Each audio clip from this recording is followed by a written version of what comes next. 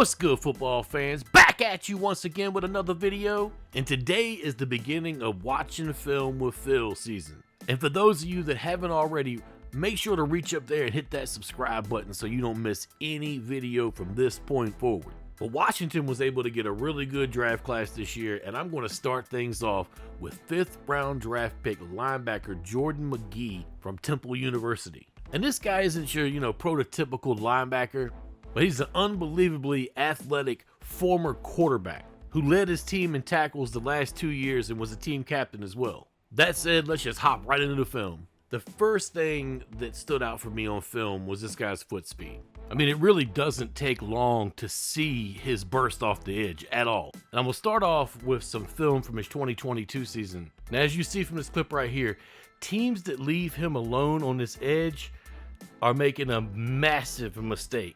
His quickness is too much off of that edge right there for the quarterback to be able to get rid of that ball in time. I mean, the quarterback never even senses, feels, hears anything him on that corner right there. And he's just in there like, wow! And that play's over with instantly.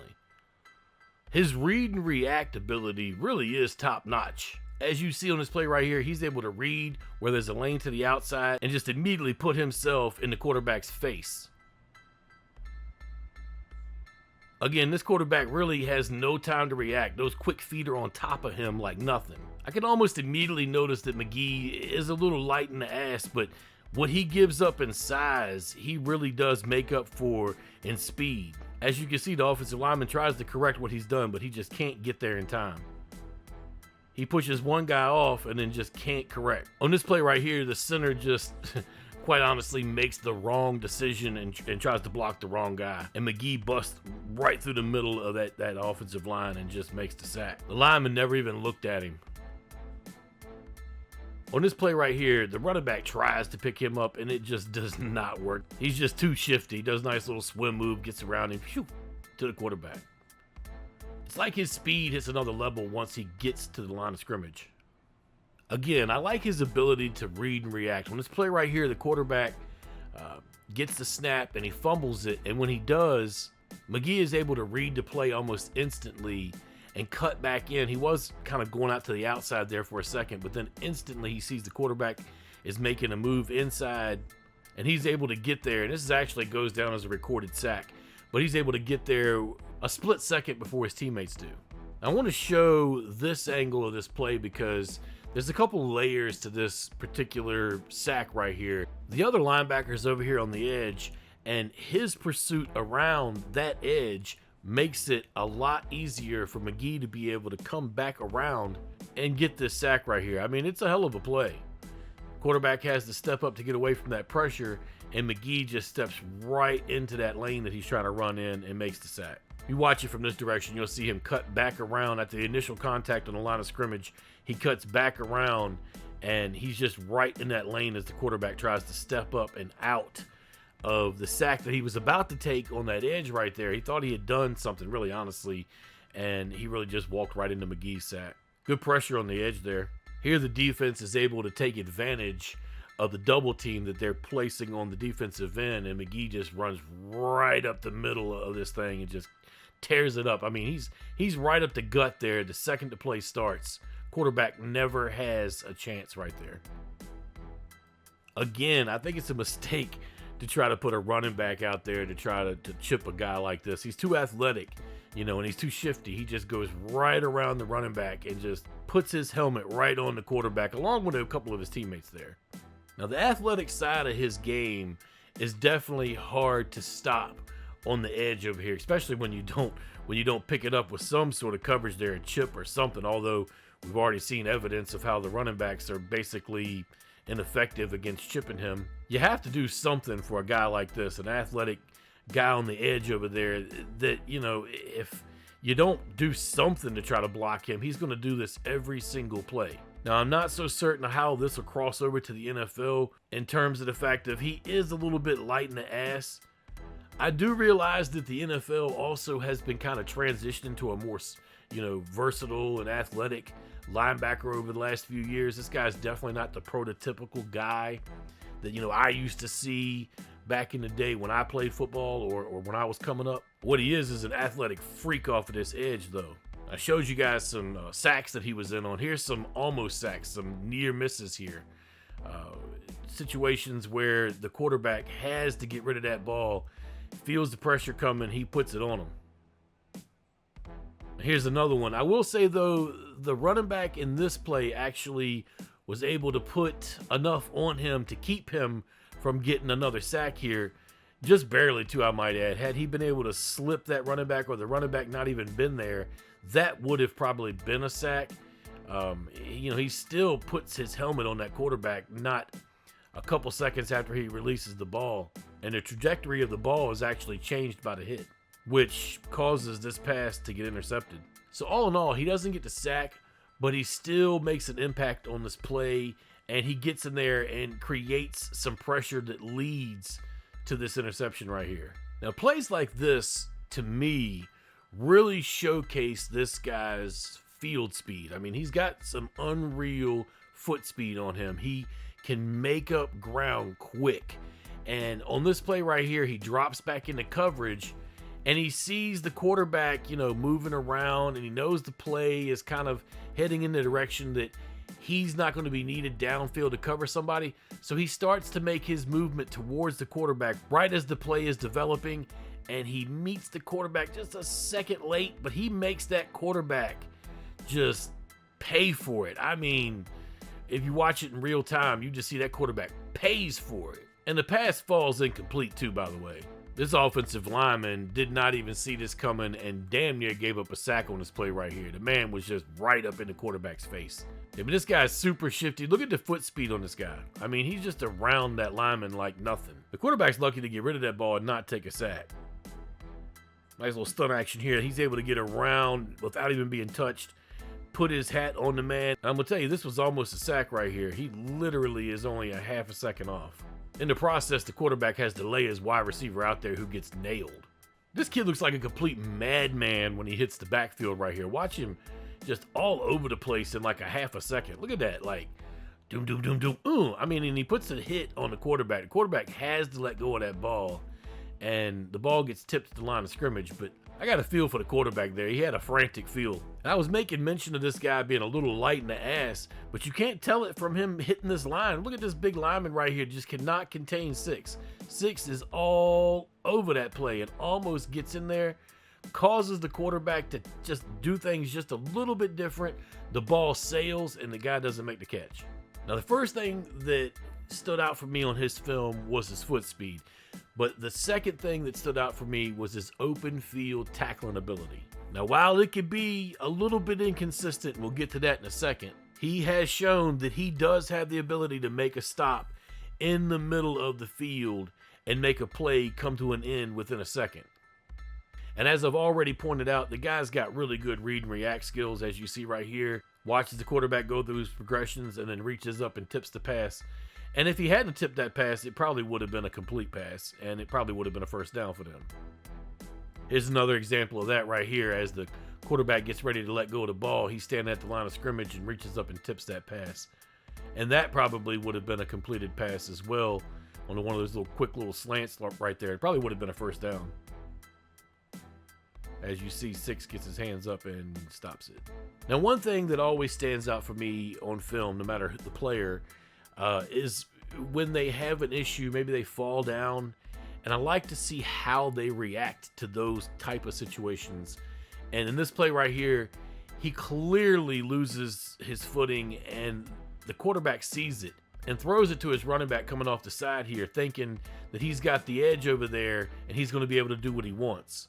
But McGee immediately jumps back up, recovers, and makes that tackle. Some people may just see a play that the offense gains 3 or 4 yards on. I see a play where our guy had a situation happen, and look how he responded to it. That's what we want to see on film. Another example of good read and react here. Gets there right as the ball is getting there and makes the reception not happen. Boom. On this play right here, he almost makes the interception. Almost. Of course, we know what almost is good for. Horseshoes, hand grenades. I love to see a play when the defender hits the blocker so hard that he falls back into the ball carrier, and maybe you even see a fumble. I love to see plays like this. Like, our guy comes up to the line and just like, wow, blows him up. The ball pops out. And this play ends instantly. Gotta love that. Especially from a guy I was just saying is a little light in the ass. There is a reason why this guy has 23 tackles for loss over the last couple seasons. And that is, he gets to the play quick. He gets around that edge. I mean, it helps when you don't block him, but this is the kind of guy that's going to get to the running back before he makes his cut, or before he makes his spin, or before he does what he needs to do. As you see, he blows this play completely up. Now, I wouldn't say that he's the best at getting off of blocks in the entire world, but I did see plenty of him getting off of blocks across his film. And as you see right here, he's on that second level, getting blocked by a guy much bigger than him, and he's able to slip the block, make the tackle there. I was able to see quite a bit of this in his film, actually. Again, behind the line of scrimmage, another tackle for loss. The pulling guard essentially is just for looks here. And here we have pretty much the same play with the same pulling ass guard and the same missing ass block. But yeah, I mean, it is what it is. McGee makes this tackle here, and yeah, I think he pretty much stops a touchdown from happening right here, because that running back could have cut back, and he was standing right there waiting for it. Of course, there was a lot of black and red in that picture as far as what was getting ready to happen as well. Again, all in that backfield, tackle for loss machine here. I noticed he was being deployed in an awful lot of linebacker spy as well, which he's pretty good at, and he reacts to it and then makes the hit on the quarterback right here. Pretty good hit. Wow. Another example here of him fighting through some second level blocks, being able to get off of the block and being able to make the tackle. For a guy that maybe needs to add a few pounds onto his frame, he does a real good job on that second level against guys much bigger than him. I have to say, I'm kind of impressed by that. What more can you ask for out of a 6'1", 228-pound linebacker than goal line stands, you know, making the running back stand straight up and go nowhere, tackle for loss? I love seeing stuff like this. I'm sure everybody else does too, but this guy made a life out of this the last 2 seasons at Temple. Again, read and react.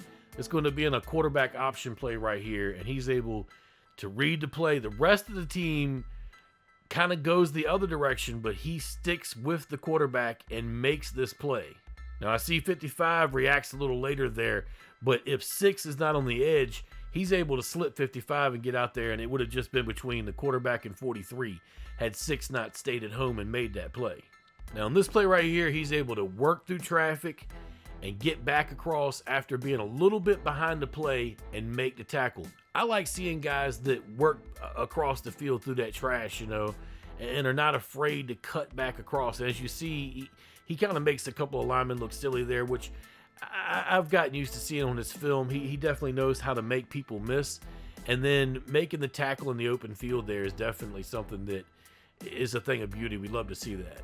Now, this guy made a life the last 2 seasons out of living in that backfield. He just blows this running play completely up, untouched off the edge over there.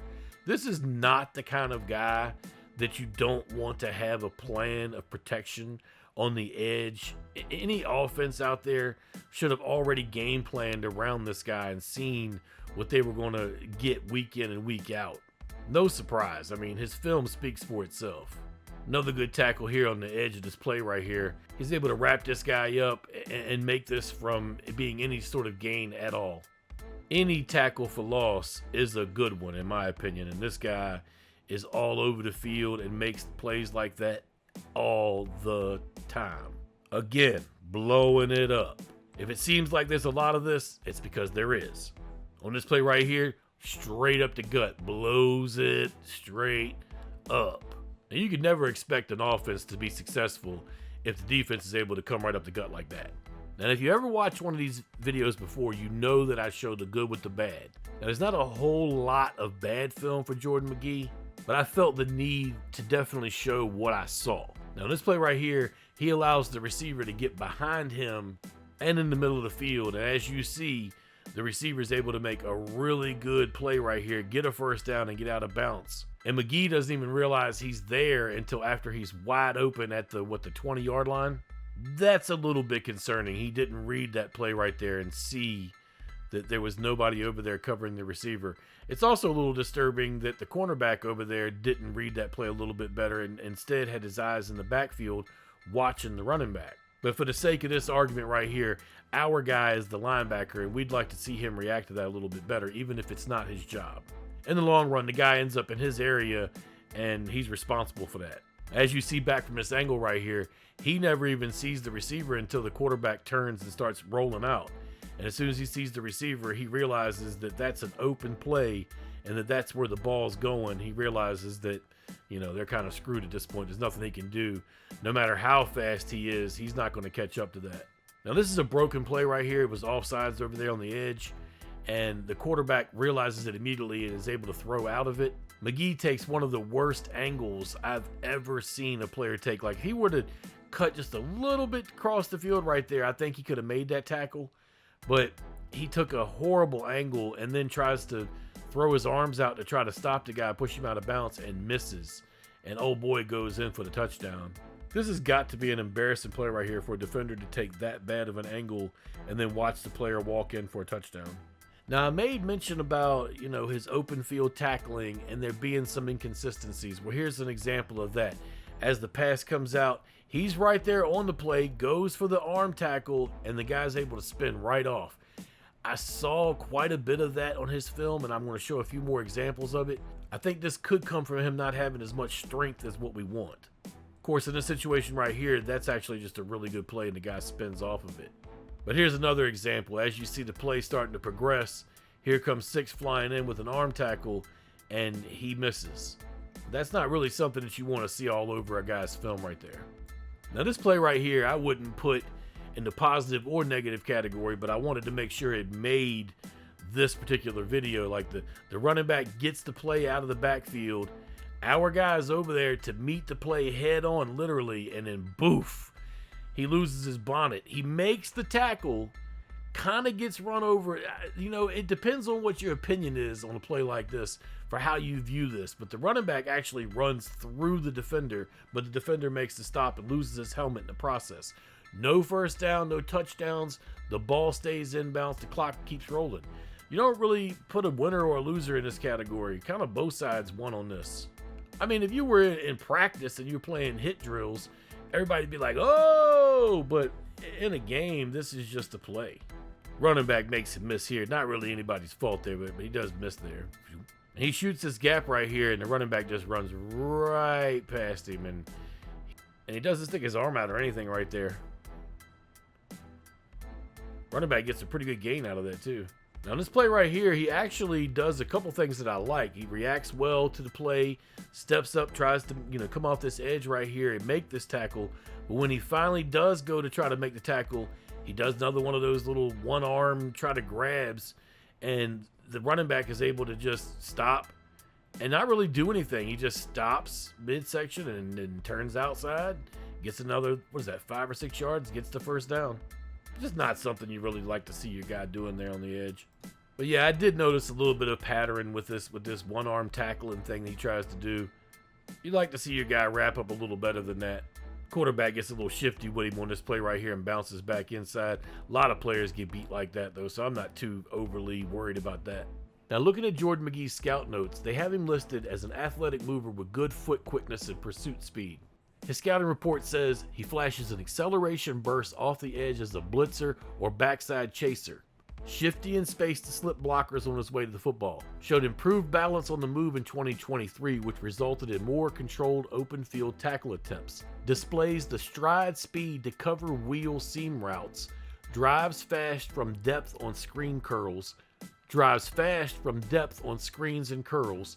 Hard-nosed competitor with a reliable play motor. Voted a 2-time team captain and developed into an emotional leader in college.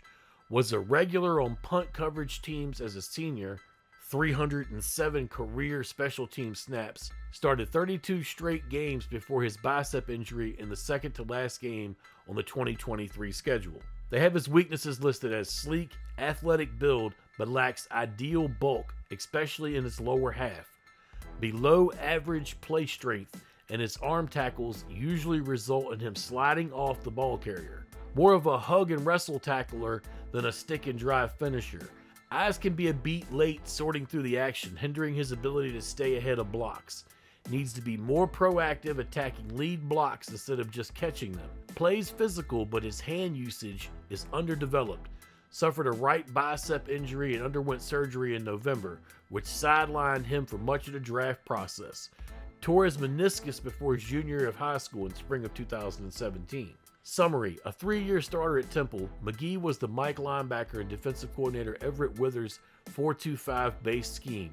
A high school quarterback, he fully transitioned to linebacker for the Owls, leading the team in tackles each of the last 2 seasons and earning a single-digit jersey number as a 2-time captain. Although anticipation isn't a true strength of his game, McGee trusts his keys and flies to the football once he locks onto the target. However, he feels small working downhill, and his take-on skills leave a lot to be desired, which is why he projects to be more of a will in the NFL. He should be an outstanding special teamer as a rookie while he competes for defensive snaps, and they have him with a 4th to 5th round grade, which he was taken in the 5th round, so hey, I'll take that. I absolutely hate comparing players to former players, but I have seen a few people compare McGee to a certain 49ers linebacker that's doing quite well. As I said, I hate comparing these guys to anybody, but I do feel like this is the kind of player that if you get him into the weight room, this is a guy that's going to compete for starting time quickly. He might even push Jamin Davis a little bit as far as getting on the field more. Now, I'm hoping the team likes to run a heavy rotation of these guys. That still remains to be seen. We don't really know what to expect yet from this coaching staff because we've never seen this coaching staff assembled and, putting these guys on the field and showing us what they're going to do. That's going to be a bit of a question mark until we see more. But I like the pick.